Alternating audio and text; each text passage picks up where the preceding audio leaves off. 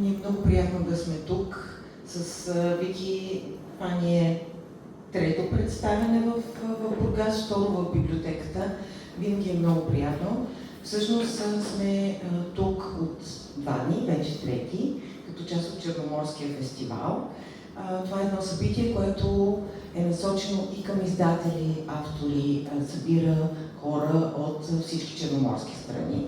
И като цяло, основната част от програмата му е професионална, но трябва да ви кажа, че любимата ни наша част е тази, когато имаме шанс да се срещнем с читатели.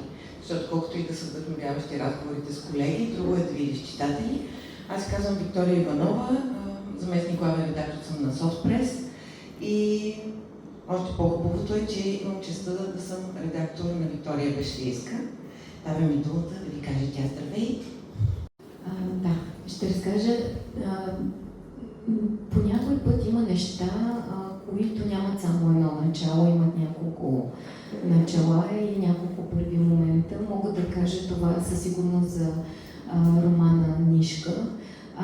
Най-първият от тези моменти беше едно мое посещение в Котел през 2021 година в тамошното галатанско училище. В момента има изложени много стари, автентични котленски килими. И първата ми среща с толкова стари килими беше точно тогава и ми направи нещо много силно впечатление в тях.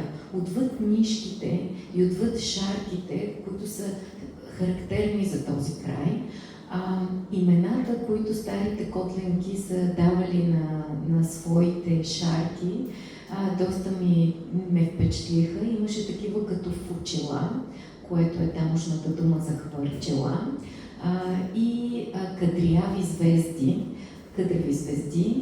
което всъщност е модел, който използвам в романа Нишка.